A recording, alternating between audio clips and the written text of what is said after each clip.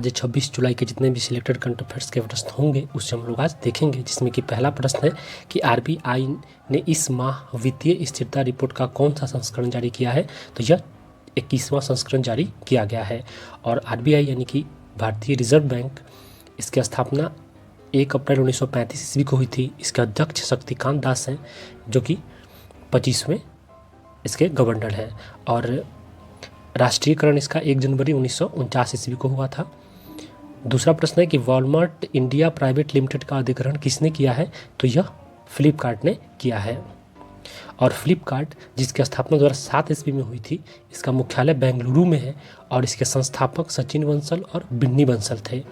America की company Walmart ने फ्लिपकार्ट को 1.07 लाख करोड़ रुपए में खरीद कर उसका अधिग्रहण कर लिया था और वर्तमान में उसके सीईओ कल्याण कृष्ण मूर्ति हैं।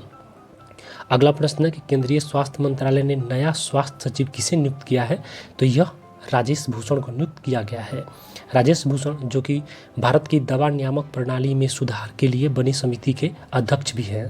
और ministry of health and family welfare, इस मंत्रालय की स्थापना 1976 ईस्वी में हुई थी, जबकि अभी जो स्वास्थ्य मंत्री हैं, केंद्रीय स्वास्थ्य मंत्री, वो डॉक्टर हर्षवर्धन मिश्रा हैं। अगला प्रश्न है कि टाटा लाइफ इंश्योरेंस कंपनी ने नए सीईओ के रूप में किसे नियुक्त किया है।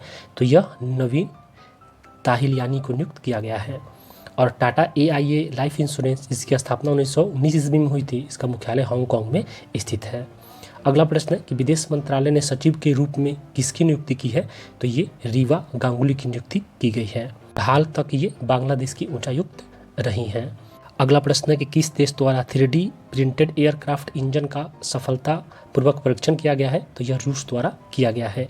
रूस को हम लोग मैप में देखेंगे तो ये रूस का भूभाग है और रूस की राजधानी मॉस्को है और यहाँ के राष्ट्रपति व्लादिमीर पुतिन हैं और यहाँ का मुद्रा रूबल है, जबकि प्रधानमंत्री मिखाइल मिशुस्टिन है।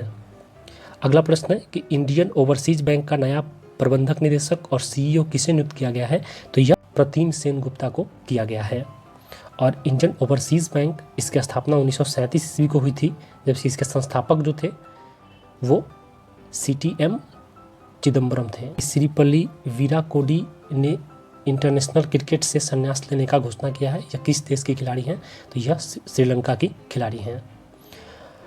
अगला प्रश्न है कि नरेंद्र मोदी ने भारतीय चिकित्सा अनुसंधान परिषद में कितनी नई उच्च वाहन क्षमता वाले प्रयोगशाला का उद्घाटन किया है। तो यह 3 प्रयोगशाला का उद्घाटन किया है और यह प्रयोगशाला मुंबई, कोलकाता और नोएडा में खोला जाएगा। अगला प्रश्न है कि बांग्लादेश के लिए पहला कंटेनर ट्रेन भारत के किस राज्य से गया है। तो यह पश्चिम बंगाल से गया है।